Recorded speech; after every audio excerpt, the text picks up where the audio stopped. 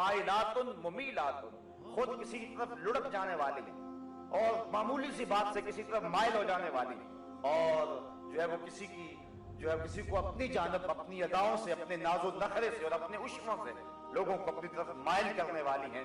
اور حضور نے ارشاد فرمایا کہ یہ عورتیں اپنے سروں پر اس طرح جوڑے رکھیں گی۔ دیکھیے حضور نے 1400 سال قبل ہی یہ بات بتا دی، جس طرح بختی اونٹوں کی کوہانیں ہوتی، اور فرمایا کہ یہ عورتیں ایسی ہیں جو جنت میں جانا تو دور کی بات ہے، جنت کی خوشبو بھی نہیں پا سکے۔ آج اپنے لباس کو ترک کر دیں، آج حیا کی چادر پھاڑ کے پھینک دیں، جو کرنا ہے کر لیں، اس مغرب کے معاشرے کے پیچھے لگ جائیں، لیکن حضور کے اس فرمان کو نظر میں رکھیں کہ قیامت کے دن پھر کتنی رسوائی ہوگی ان عورتوں کی جنہوں نے حیا کی چادر کو اتار کے پھینک دیا۔ بلکہ آئیے ہم حضور کے دور کو دیکھتے ہیں۔ ابو داؤد شریف کے اندر روایت ہے کہ ایک خاتون کا بیٹا شہید ہو گیا کسی جنگ کے اندر، تو حضور کی خدمت میں وہ حاضر ہوئی، لیکن اپنے جوان بیٹے کی وفات پر اور اس کی شہادت پر حضور کی خدمت میں جب حاضر ہوئی تو صحابہ نے کیا دیکھا کہ اس کا پورا جسم جو تھا وہ پردے میں لپٹا ہوا تھا۔ تو بیٹے کی وفات پر باوجود کے دکھ اور تکلیف کی کیفیت میں بعض اوقات شرعی ضابطے لوگوں سے چھوٹ جاتے ہیں، لیکن اس نے اپنے پردے کا خوب اہتمام کیا ہوا تھا۔ صحابہ نے تعجب کرتے ہوئے، اور تعجب جو تھا اس کو تحسین کی نظر سے دیکھتے ہوئے، کہا کہ تو نے اس حالت کے اندر بھی اپنے پردے کا اتنا التزام کیا ہے؟ تو اس عورت نے جو جواب دیا وہ دختران ملت کے لیے کتنی روشن اور کتنی جو ہے وہ اجالے بانٹنے والی بات ہے۔ اس نے کہا میرا بیٹا فوت ہو گیا، میرا حیا تو فوت نہیں ہوا ہے، میرا بیٹا چلا گیا لیکن میرا حیا تو بھی باقی ہے۔ تو یہ تھی اسلام کی وہ دختران جن کی گود میں اسلام پلتا تھا۔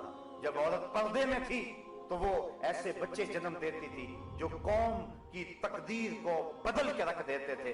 اقبال کہتا ہے تو نہ دانی کہ سوزے کے راتے تو دیگر کو کر تقدیر عمر را، میرے قوم کی بہن تو نہیں جانتی کہ تو بہن ہو کے قرآن پڑھے تو عمر کی تقدیر بدلتی ہے، اور تو ماں ہو کے قرآن پڑھے تو بیٹا نیزے کی نوک پہ بھی قرآن سناتا ہے۔ آج اگر عورت سمٹ جائے تو معاشرہ پھیل جائے گا۔ میری بہن، میری بیٹی، تو نگار خانے کی زینت نہیں ہے، تو گھر کی آبرو ہے، تو مغرب کی ٹینوں نہیں ہے، تو مشرق کی بیٹی ہے، تو محافل کا حسن نہیں ہے بلکہ تو چراغے خانہ ہے، تیرے دم سے کائنات کے اندر حسن ہے۔ مکالمات افلاطون نہ لکھ سکی لیکن اسی کے شعلہ سے ٹوٹا شرار افلاطون۔ اسی عورت کی گود کے اندر اسلام پلتا تھا۔